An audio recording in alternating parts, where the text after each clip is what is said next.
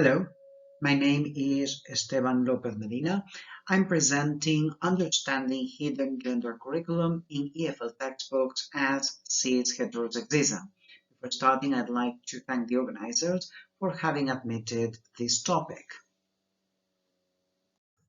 To justify this research, we have to bear in mind that despite ample legislation both at international, European, and national levels, which state that education should be based on principles like equal opportunities, inclusion, freedom, or tolerance, among others, that is not necessarily the reality in practice.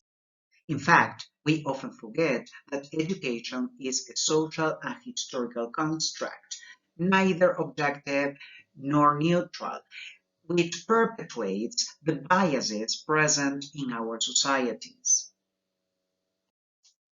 This is vital to understand that schools don't present the world as if they were classes.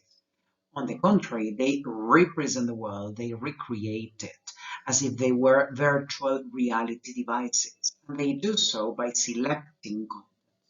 Who selects the contents? That's a privilege of the powerful. That's why it's important to study representation because it's not just the icing on the cake. It's been stated before that at schools there is an effective hidden gender curriculum characterized by androcentrism, essentialism, and gender polarization. I suggest we should add a fourth idea, which is compulsory heterosexuality. And the combination of these four ideas is what I call cis heterosexism. This heterosexism is effective at school. In light of all this, the aim of this research is to unveil the invisibilization of LGBTIQ people in EFL secondary education textbooks in the light of the concept of hidden curriculum, as well as to offer guidelines to escape from this situation. To achieve this, quantitative and qualitative methods would apply from a gender and queer perspective. A sample was built choosing books by the most important publishers in Spain 2 years ago and choosing only those the students have direct access to and those that are used in the first and the last courses of compulsory secondary education, making up a total of 32 books. The variables analyzed were heterosexuality and sex-generic diversity, as evidenced by both textual and visual indicators. A corpus was built and analyzed through Sketch Engine. Wider texts were studied from a queer critical perspective, and the images were analyzed following the guidelines by Visual Grammar. There are no words to explicitly represent queer people. However, it is possible to find some indirect references. If these words could not be found, it was possible to find proper names of people openly queer, accounting 4.8% of the total sample. However, to reach those estimates of around between 10 and 20% of people who are queer in the world, we would need to add people who might be queer or allies. Gender representation also affects women.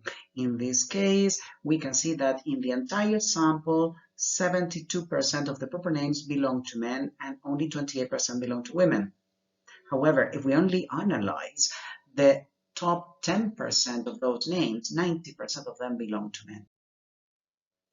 Bullying as a phenomenon is mentioned. However, it's only related to these causes, gender, religion, or nationality or race. There's a blatant omission of discrimination on grounds of sexual orientation and gender identity. What conclusions can be drawn? First one is that hidden gender curriculum affects both women and LGBTIQ people.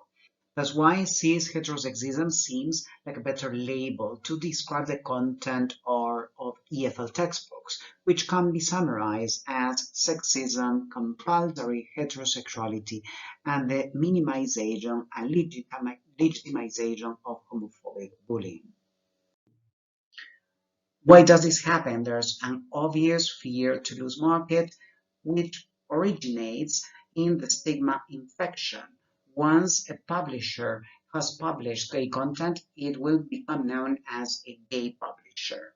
And also, some other causes might be liberal and institutional homophobia. What can be done to make visible what right now is invisible? In the long term, queer pedagogies and better training of teachers will be of help. Until then, in the short term, we need to train ourselves in finding the cracks of the system, those opportunities or vanishing points to find the unorthodox within the apparently orthodox, like, for example, queer readings. Thank you very much. More details in the full text.